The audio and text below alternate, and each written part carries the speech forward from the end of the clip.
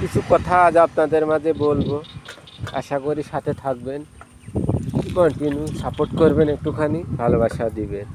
আসসালামু আলাইকুম, কেমন আছেন সবাই? চলে আসলাম আর একটা লং ভিডিও নিয়ে আপনাদের মাঝে। আসলে কিছু কথা বললে নাই, সুন্দর পৃথিবী, সুন্দর সবুজ শ্যামল পৃথিবী, মানুষজন গাছপালা সবই পড়ে থাকবে। হয়তো একদিন আমি আপনি থাকবো না এই পৃথিবীতে, যেতেই হবে, এটাই বাস্তব। কারণ এই পৃথিবীতে চিরস্থায়ী তো থাকতে আসি নাই, যেতে হবেই। মাস দাদা গেছে, দাদারা গেছে, বাবারা গেছে, আমাদের পালা তো আছে, অবশ্যই যাওয়া লাগবে।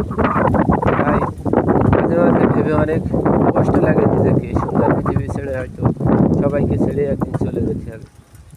তারপরও আমরা যে কত অহংকার করি তার কোনো ঠিক নেই, চাওয়া পাওয়ার কোনো শেষ নেই, কত কিছু আরও। কিন্তু আসলে কি একটা বার ভেবে দেখেছি যে সুন্দর পৃথিবী ছেড়ে আমাদের কোথায় যে থাকতে হবে? মাটির নিচে। মাটির নিচে কিন্তু আমাদের থিয়ে আসবে, কিন্তু আল্লাহ পাক রুহুটা তো নিয়ে চলে যাবে। মাটির নিচে থাকবে, আল্লাহ মাটির নিচে কী শাস্তি আমাদের জন্য রেখেছে সেটা একমাত্র আল্লাহ পাক ভালো জানে। আমরা তো আর বলতে পারি না যে মাটির নিচে কী হয়।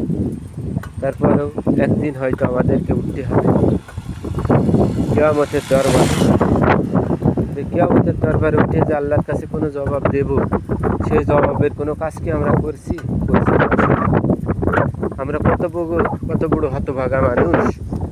সুন্দর পৃথিবী দেশে আল্লাহ সব কিছু দেশে আমাদেরকে পাঠাইছে তার গোলামি করার জন্য, কিন্তু আমরা আসলেই কিছু করছি? কিছুই করছি না।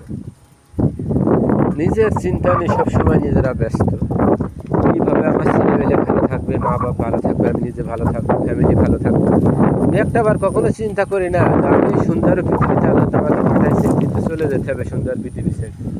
কিন্তু যেদিন চলে যাবো, আমি যাওয়ার পর আল্লাহর কাছে কী জবাব? কোনো জবাব আছে? নাই। এই জন্য আমাদের জবাব একটাই, 5 ওয়াক্ত নামাজ পড়তে হবে। ইনশাল্লাহ নামাজ পড়তে হবে, মিথ্যে কথা বলা যাবে না, পরের কিছু মেরে খাওয়া যাবে না, সত্য বলতে হবে, চেষ্টা করতে হবে সব সময়। আর পাপ কাজ থেকে বিরত থাকতে হবে, তাহলে যদি আল্লাহ আমাদেরকে মাফ করে। আল্লাহ, আমি দোয়া করি সকলকে মাফ করুক। তো যাই হোক, এই কথাই বলছিলাম। দেখেন পৃথিবীটা কত সুন্দর, সবুজ শ্যামল মাঠ, দেখলে মন ভরে যায়। আসলে বাংলাদেশের মতো দেখতেই লাগে। আমি প্রায় দিনই তো এই জায়গায় আসি, আপনাদেরকে দেখায় ভিডিও। কী করবো, বাইরে যাওয়ার জায়গা নাই, গাড়ি ঘোড়ার কোনো ব্যবস্থা নাই, গ্রামাঞ্চল।